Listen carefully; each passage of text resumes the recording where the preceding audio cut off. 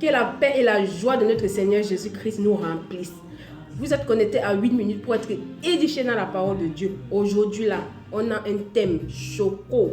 Mais avant d'entamer notre thème chocolaté, là, on va d'abord louer le nom de Jésus-Christ. There is power in your name, Lord. Hallelujah. Jesus, you reign. Merci les choristes. La parole de Dieu est tellement sucrée. Le thème de ce jour, c'est la question de la dîme à l'église. Quel est le sens même de la dîme? Elle provient de la loi de Moïse. Oui, pasteur Wafo. La dîme est un principe. La dîme a été engendrée par le Saint-Esprit. C'est une offrande d'adoration. Vous célébrez la grandeur de Dieu. C'est ça en fait le principe. Abraham a donc donné la dîme à Melchisédek avant la loi. Merci, pasteur. La dîme est un principe divin. Et qui est Melchisédek? Oui, pasteur Joseph. Ce Melchisédek était roi de Salem et prêtre du Dieu Très-Haut. Il est allé à la rencontre d'Abraham alors que celui-ci revenait de la défaite infligée au roi. Il l'a béni et Abraham lui a donné la dîme de tout. D'après la signification de son nom, Melchisédek est d'abord roi de justice. Melech, Zédek. D'accord? Les deux mots réunis signifient roi de justice. Il est le roi de Salem, Salem signifiant shalom, donc roi de paix. Verset suivant. On ne lui connaît ni père, ni mère, ni généalogie, ni commencement de jour, ni fin de vie. Mais rendu semblable au Fils de Dieu, il reste prêtre pour toujours. Ça va chauffer. Nous entrons déjà en profondeur. Melchisédek est rendu semblable à Jésus. Pasteur Prince, le nom de Melchisédek se trouve où dans la Bible? Dans seulement 3 livres de la Bible, donc Genèse, Psaume, Hébreux. Le livre de la Genèse, c'est le siège de la Bible. Et c'est là que Melchisédek apparaît, lorsqu'Abraham revient du massacre des rois. D'accord, Melchisédek apporta du pain et du vin. Abraham apporta la dîme. Et les premières paroles qui sortent de la bouche de Melchisédek, le prêtre, sont qu'Abraham soit béni. Mais le sacerdoce de Melchisédek n'est que bénédiction pour Abraham. Béni soit le Dieu Très-Haut et bénissant Dieu lui-même. En réponse, Abraham lui donna la dîme. Décollons lentement, pasteur. Merci, pasteur Prince. Mais le pain et le vin signifient quoi? Oui, pasteur Wafo. Pain, symbole de la parole, vin, symbole de l'esprit. Merci, pasteur. Aujourd'hui, là, rien ne va s'échapper.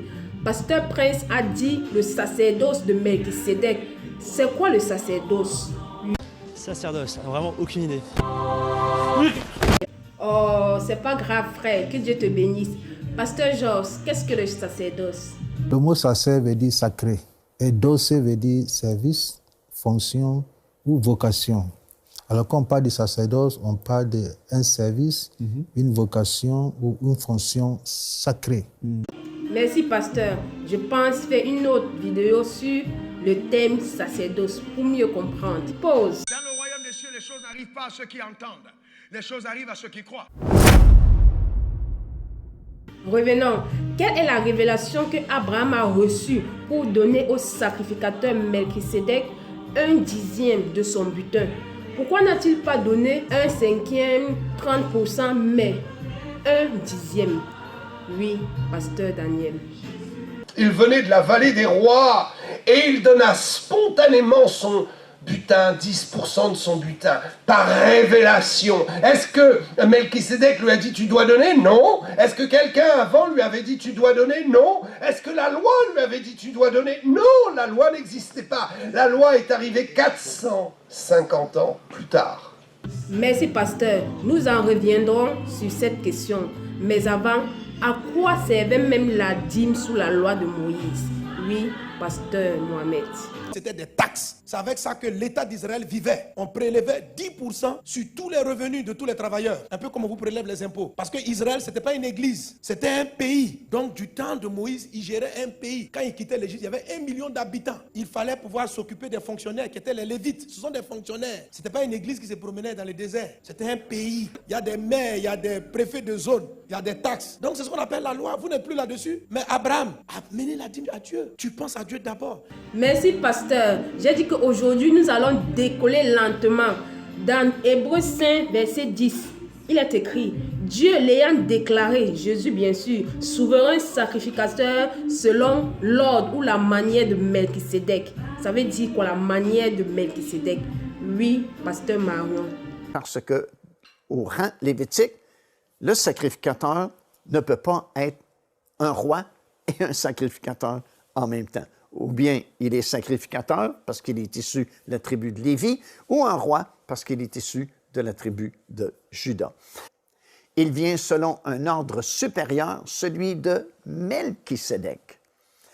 Et le rang sacerdotal de Melchisédek est supérieur au rang sacerdotal lévitique parce que ceux qui appartiennent à ce rang-là peuvent être rois et sacrificateurs à la fois. Merci, pasteur. C'est quoi le règne lévitique et qui est Lévi? Oui, pasteur Prince. C'était Lévi. Lévi était l'arrière-petit-fils d'Abraham. Abraham engendra Isaac. Isaac engendra Jacob et Jacob engendra 12 fils, dont l'un est Lévi. Lévi et Melchisédek n'avaient rien en commun. Melchisédek n'était pas de la tribu de Lévi. Or, quand la loi est venue, Dieu donna le sacerdoce à Israël. Dieu donna le sacerdoce des Lévites à Israël et il leur donna aussi les 10 commandements. Or, c'est sans contredit l'inférieur qui est béni par le supérieur. Donc, en d'autres termes, Abraham a été béni par Melchisédek. Pasteur, est-ce que Jésus-Christ a enseigné sur la dîme? Luc 11. Luc 11 dit « Malheur à vous, pharisiens ». Jésus dit « Malheur à vous, pharisiens, parce que vous payez la dîme de la menthe. Ce sont des herbes, de petites herbes, d'accord ? De la menthe, de la rue et de chaque plante, et que vous négligez la justice et l'amour de Dieu. Certaines personnes disent, des personnes sous la grâce disent que ce qui est important, c'est l'amour de Dieu. Ce n'est pas une question de dîme, d'accord ? Est-ce bien ce que veut dire Jésus ici ? Voilà ce qu'il fallait pratiquer. C'est quoi ? La justice et l'amour de Dieu, sans négliger le reste. Donc Jésus ne dit pas de ne pas donner la dîme, mais il dit que l'amour de Dieu vous motive. Soyez juste envers les pauvres, les sans-abri. Jésus dit de nous concentrer sur l'amour de Dieu, mais sans négliger la dîme. Il n'a jamais dit qu'en étant désormais sous la grâce, nous sommes dispensés de donner la dîme. Certaines personnes de grâce disent que nous ne sommes plus sous la loi, mais sous la grâce. Mais Melchisédek et Abraham n'ont jamais été sous la loi. Mais pasteur, Jésus faisait référence à quelle dîme? Parce qu'il y en avait plusieurs. Nous ne sommes plus sous la loi. Nous ne sommes plus sous la dîme, en vertu de la loi. En d'autres termes, il y avait un certain nombre de dîmes en vertu de la loi, mais nous ne sommes plus sous aucune d'elles. Nous sommes sous la dîme qu'Abraham donna à Melchisédek, alors que la communion du pain et du vin proclame la mort du Seigneur, jusqu'à ce qu'il revienne. La dîme, elle, proclame que le Seigneur est vivant. Wow. Merci, pasteur. Nous sommes déjà à la fin de la vidéo, mais pas à la fin du thème, puisqu'on va continuer avec le même thème dans une prochaine vidéo. Ne ratez pas la prochaine vidéo. Mais avant, je voulais aussi partager, si j'ai assez du temps, un mystère avec vous. C'est que quoi? C'est que Abraham a reçu le sacrifice du pain et du vin, c'est-à-dire la communion. Notre thème, je peux dire qu'Abraham a reçu l'évangile, a donné sa dîme pour attester, pour proclamer que Dieu est vivant. Dieu vous bénisse. Au revoir.